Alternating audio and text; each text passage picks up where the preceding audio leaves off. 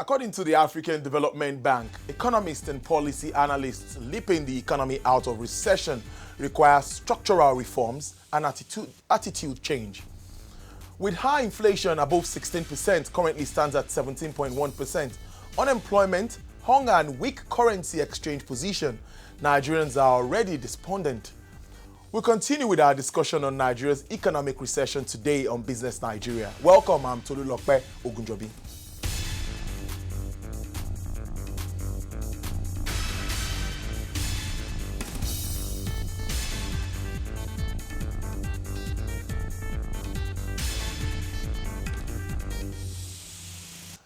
A warm welcome to you again. Now, recession hitting the Nigerian economy is predicted to last at least 3 years.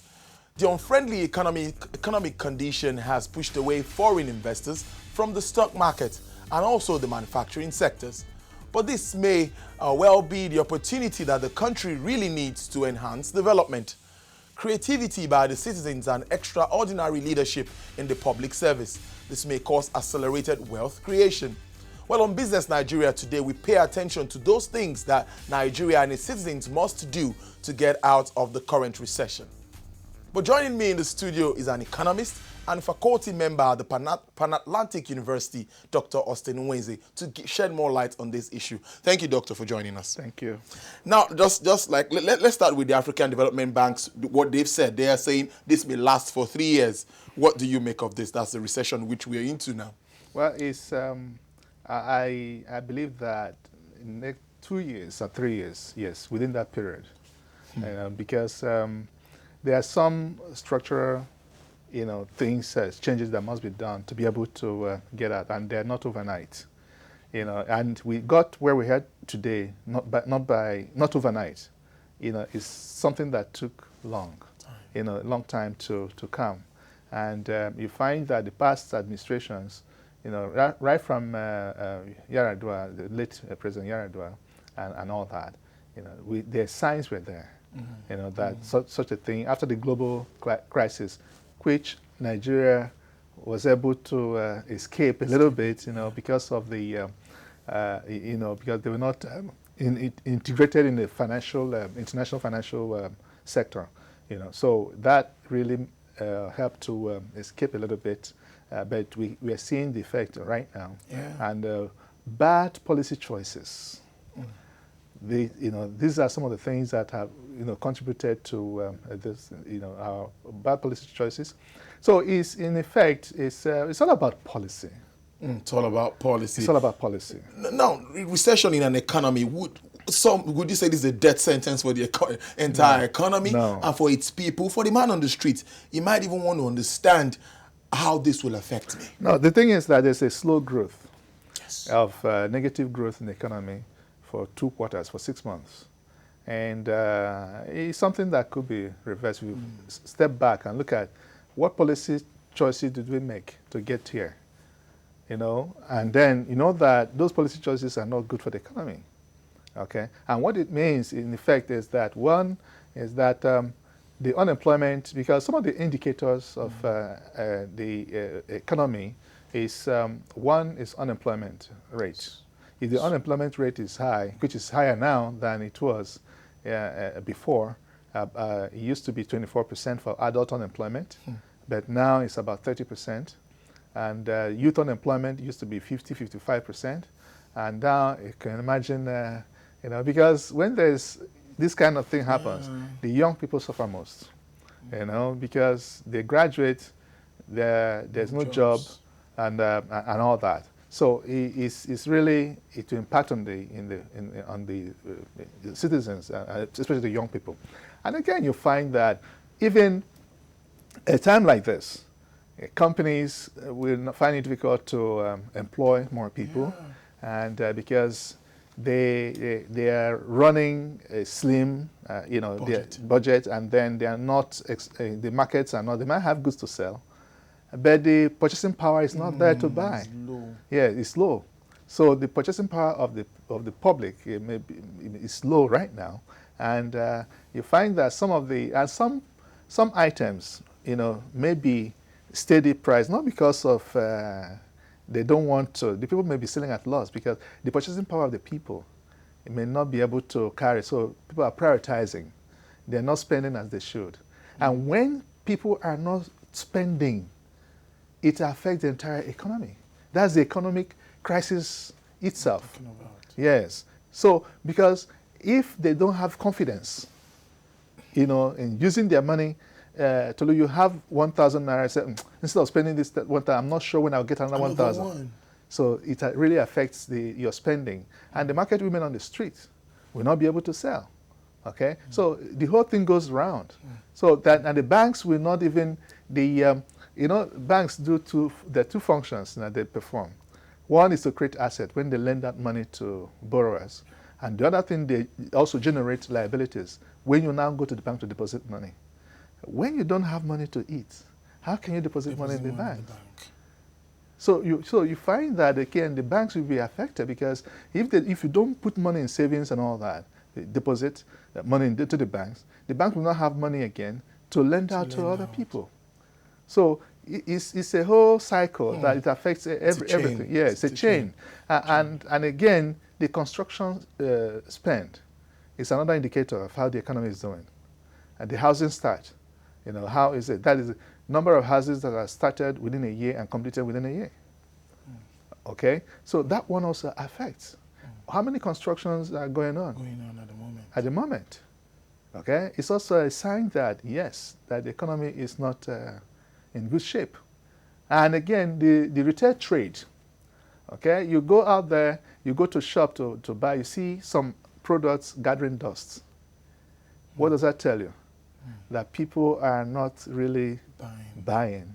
Okay? But if you go to the shop and you find that, hey, the item you saw today, by the next day, you don't see it anymore. That means the whole thing is, So these are some of the indicators, not to talk about the GDP, which is the common thing that, we know about. Now, identifying all this and all that, yes, we all now know the challenge, purchasing power is low, amongst all that. One by one, let us try to examine what really ought to be done by, let's look at some sectors of the economy to reduce the risk of prolonged recession.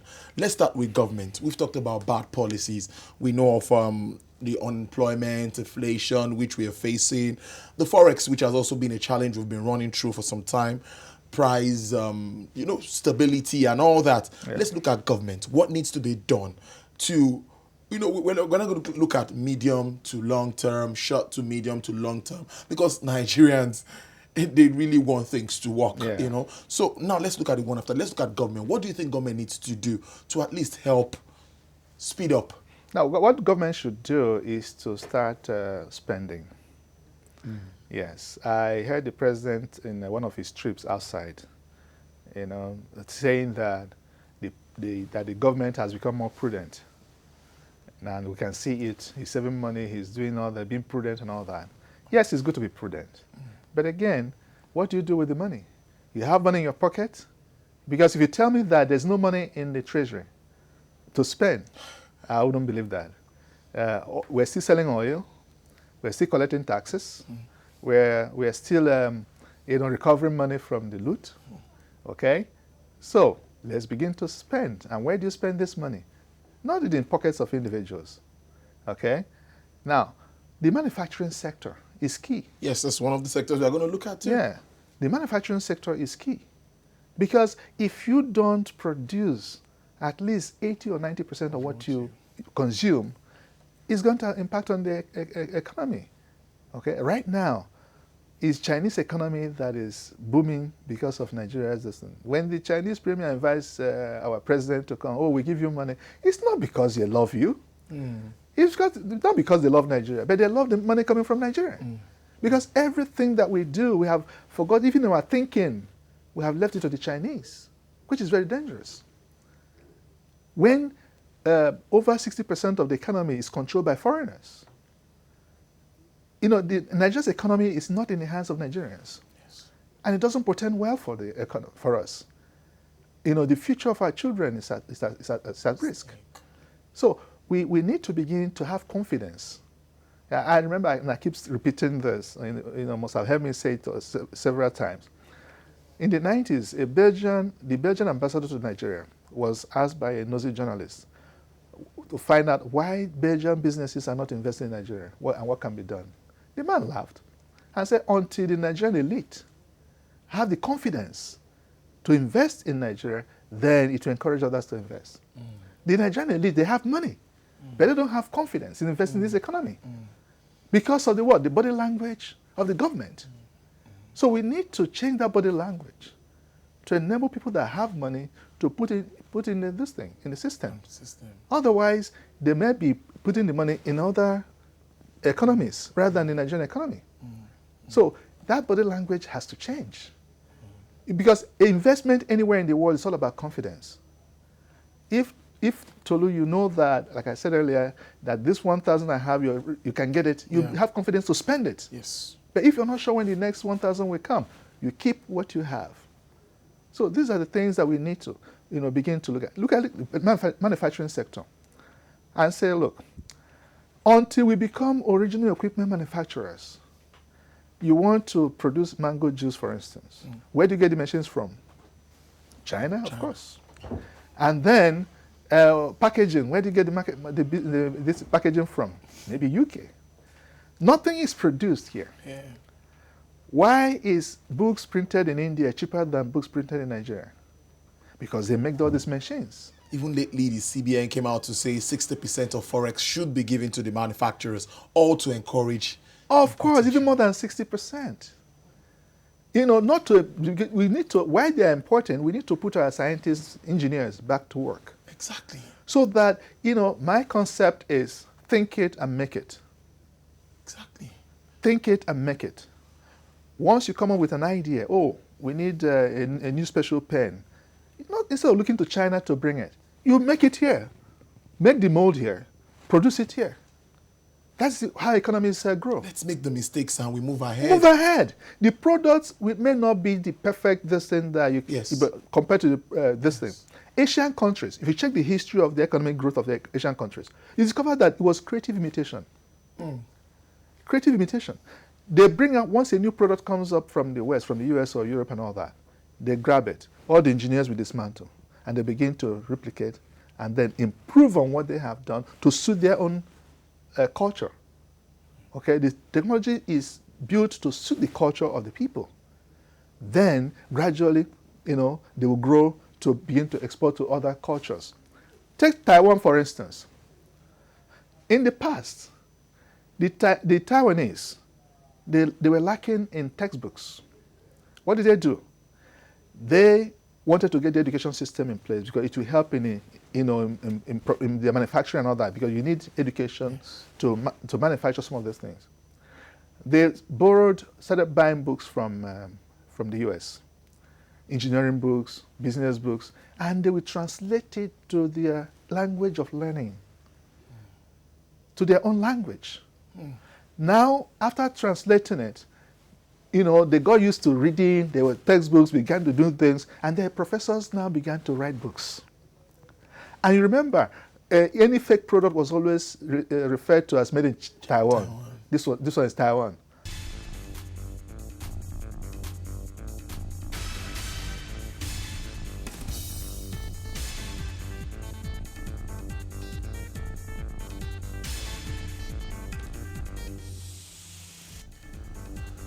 Well, thanks for staying with us on Business Nigeria. I still have with me in the studio Dr. Austin Uweze, giving insight into issues surrounding the economy, recession which we face, and different sectors of the Nigerian economy. Now, we talked about the manufacturing sector, government policies, which we're still going to stress on the government policies because, lots of policies, the forex market, which I talked about earlier, and also trying to improve the economy generally. But the banking sector is also very, very important. At the moment, some Nigerians are even scared to keep their monies in the bank. The stability of the banking system is something that has been called to check. We are all worried. How stable would you say our banks are at this time with the way it is? Yeah, there'll be no fear because NDIC, covers. When you go to a bank and you see NDIC sticker, don't be afraid, because your money is safe. Even if the bank goes under, you can be sure that your money is safe. The federal government will pay you back your money. But when you don't see NDIC insured, then you'll be worried about about the. But the banking sector, yes, is really at a point. It was about up to 80% of capitalization of the stock market, because most foreign investors, they come, those are the sectors they invest in the financial services sector, which is banking and insurance, and also the oil and gas, and the telecoms. The three major areas that FDI have been attracted, into the country.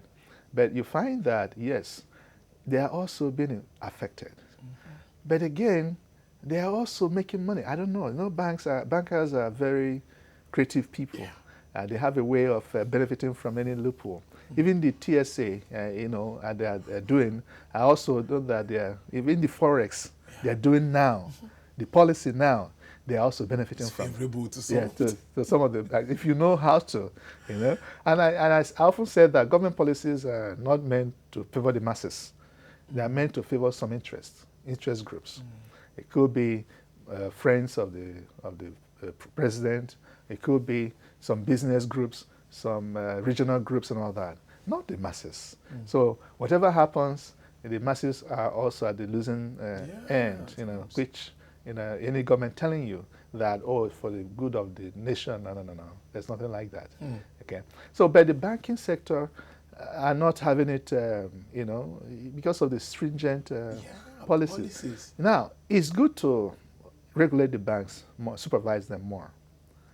Okay? But again, policy somersault. They can't plan. They can't plan. Today you come up with this and it's like try and error. You don't run an economy on try and error. It was Michael Porter that said that economies are created, not wished for or inherited. But we are wishing for if we inherit. When you inherit this thing, you have to deliberately create your economy. We have to sit down. Where do you want? What Soludo did when he was CBN governor. He had an idea of what the banking sector should be, and that Nigerian banks should take a risk overseas, and he backed them up. When I traveled to some African countries, I saw that Nigerian banks here and there. But again, where are those banks today? Yeah, exactly. So you find that in the banking sector, they can't really do much without the CBN policy. Yeah. Really hampering them. Is that helping them or?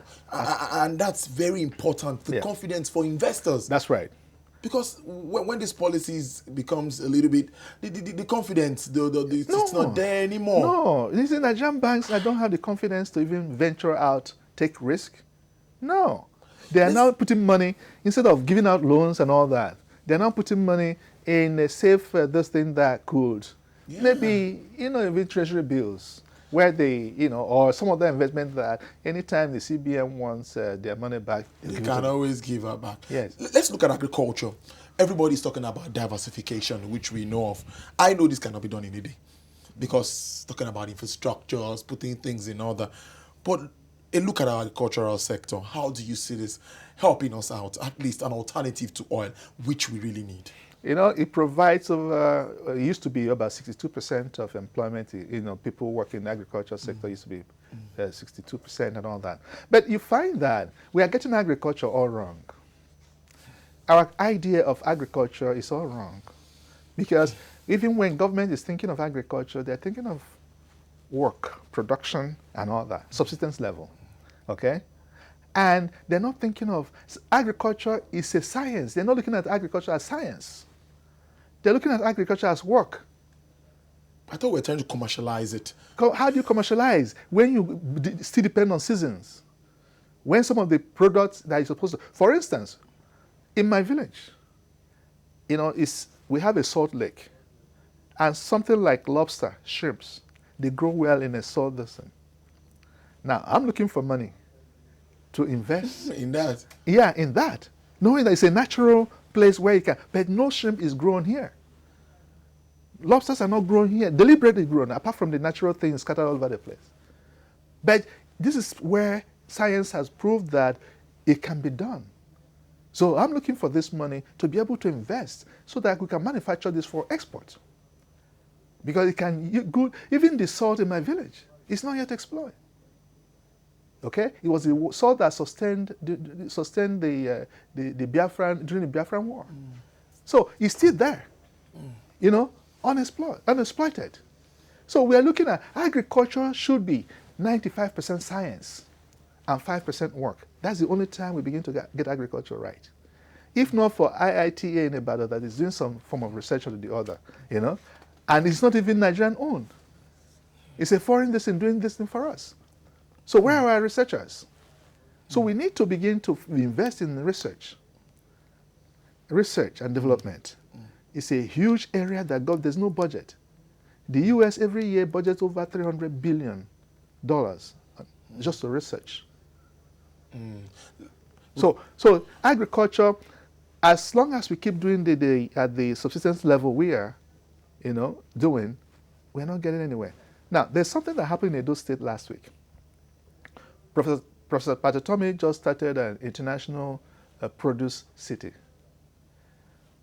It's a beautiful place because the farmers, there's no guarantee for market.